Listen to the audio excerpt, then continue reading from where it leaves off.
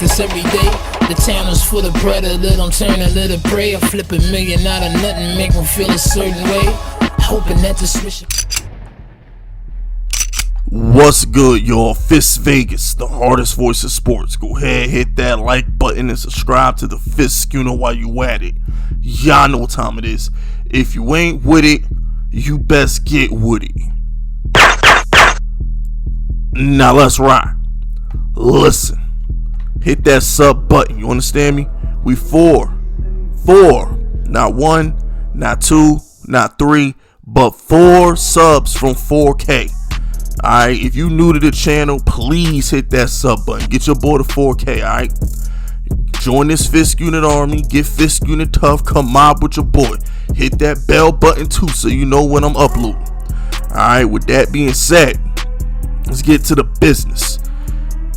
Okay, today has been a busy slate. I'm glad I waited till later to record my video because I got a chance to get the Alfred Morris news. And I think that's important. Because how many running backs do we need? I'm starting to get concerned about Saquon Barkley. Not the sky is falling. When I say concerned, I mean like maybe he won't play week 1 type concern. Not, oh my gosh, is he gonna get hit? No, he'll be fine. It's more of a situation. We know he's coming back next season, but Alfred Morris, that's a direct backup to Saquon, because Booker's more of a third down guy in my opinion, just like he was in Oakland. Corey Clement, who had a good day today, catches a lot of passes. He's a third down guy. Brightwell, third down guy slash kick returner. So all the other guys were third down guys. I'm like, okay, it's been reported Saquon Barkley is bad at blocking. That's not a knock at Saquon. I just hear reports that he's not the best blocker. So, and you know, Joe Judge comes from the Belichick school. So Belichick is like, okay, let me use James White on third down. LeGarrette Blount, you humble people on first and second. So I'm okay. So we're going to let Saquon Barkley, be the LeGarrette Blount. And we're going to figure out which one of these running backs going to be James White. Okay, that makes sense. But when you bring in someone like an Alfred Morris, who's literally a first and second / goal line short yardage back, that's a back that's directly correlated to Saquon Barkley. So I'm just thinking to myself, okay, we didn't need him unless Saquon Barkley is, I hate using, I haven't come up with a word for Saquon yet, because I personally think Saquon can play. But I think we're taking our time with him. I think we don't want no setbacks. I personally think the Giants are taking their time. So I don't know. It's not how my man Marlo from The Wire said. It's one of those good problems. You know what I'm saying? It's one of those good problems. You know what I'm saying? We got the best running back in the league waiting to go, but we taking our time with him. It's one of them good problems, you feel me? But next thing I need to talk about Shane Lemieux. At the time of this recording, I don't know what the hell happened to Shane Lemieux. All we know is he got carted off, and that's not good. Our offensive line is already a work in progress. I'm gonna put it nicely, because I think y'all have heard my take on the offensive line. My take on the offensive line is having Saquon Barkley back, Kenny Golladay, Kadarius Toney. The more weapons you have around the offensive line, the better the offense is going to be, because Toney, Golladay, Shepard, they'll get open quicker, so Daniel Jones can get the ball out quicker. That makes the pass block look better. Saquon Barkley, when he comes back, I told y'all a million times, those 10-yard runs by Wayne Gallman will be 20-yard runs, sometimes touchdown runs by Saquon Barkley. That'll make the offensive line run blocking look better. The offensive line, no matter how great they play, are directly correlated with the skill position players. If the skill position players don't produce and the quarterback is trash, they're going to blame the offensive line. Oh, the quarterback doesn't have enough time. No, it ain't the offensive line fault the receivers can't get open. Wayne Gallman just isn't that damn good. He doesn't get a lot. He doesn't rush for a lot of yards. No, the Giants' run blocking was actually pretty damn good last year. They just didn't get the credit because we didn't have no 12, 1,300 yard rusher with like 8 touchdowns. So the offensive line didn't get the credit. So I think the line is better than what it's getting credit for. It's just the skill position players didn't produce, so they blame it on the offensive line. If that makes any sense to y'all out there. Because I know there's some hog molly people out there that think we need 5 Pro Bowlers on the offensive line. Those trash.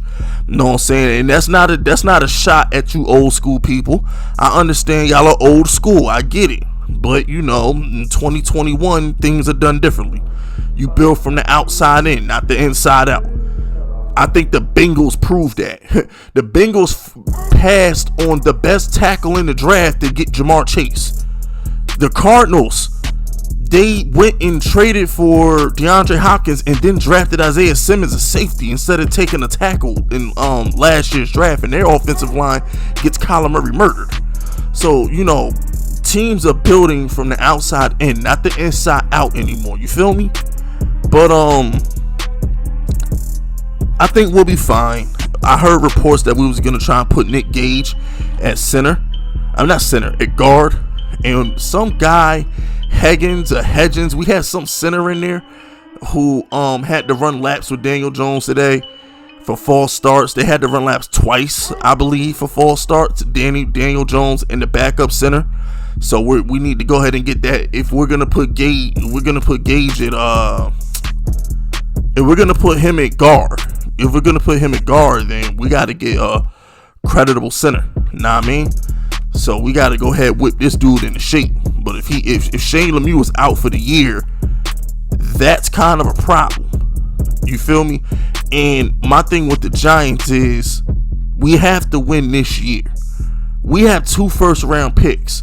If there's a guard that we can go out there and get with our 2nd round pick or in our 3rd round pick, if we can get rid of a 2nd and a 3rd to go get a starting guard or a starting center to bolster this line, that's what we need to do. Especially because we have 2 first rounders.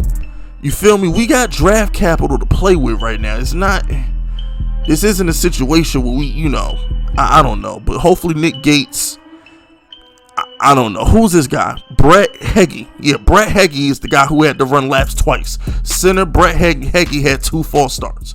But last thing we got to touch on, Xavier Mckinney, baby. X-Man out there flying around. Did he intercept? No, he didn't intercept Daniel Jones at the goal line. Almost picked off Daniel Jones in the red zone. But the principle of the situation is he's flying around. He's still making plays. Week 17 versus Dallas wasn't a fluke. You feel me? He's out here getting shit done. I'm telling you, Giants fans, y'all gotta believe. Y'all gotta have faith. This team is better than we think. It might be better than I think because all I really talk about is the offense. Because I personally don't feel the need to talk too much about the defense because, damn it, what were we? The 12th ranked defense in the league last year with no second corner. I personally believe the Giants are going to be one of the best 3 defenses on the planet next year. I don't even think it's up for debate. It's not an if and a maybe. The Giants defense is going to be the shit next season, and that's that. So I really don't feel the need to focus on that because I feel like that's a given. Like, we know how good the defense is, so I choose to focus more on my content towards the offense. But shout out to X-Man. I think X-Man is going to be one of the best safeties in the league one day. He's just getting his feet wet. Last year, he didn't break his foot. Something happened with his foot last year. He couldn't come back to week 10. So he's technically I want to call him a rookie, but this year will be his first full season. You know what I'm saying? He had to Ben Simmons that shit. He had to redshirt his freshman year for the most part. His rookie year was Joel Embiid type shit. But anyway, that's day 2 of training camp. I will see y'all tomorrow with another video. That's it. That's all. Subscribe to the unit if you rocking with me. My name is FISK Vegas, and I approve this message.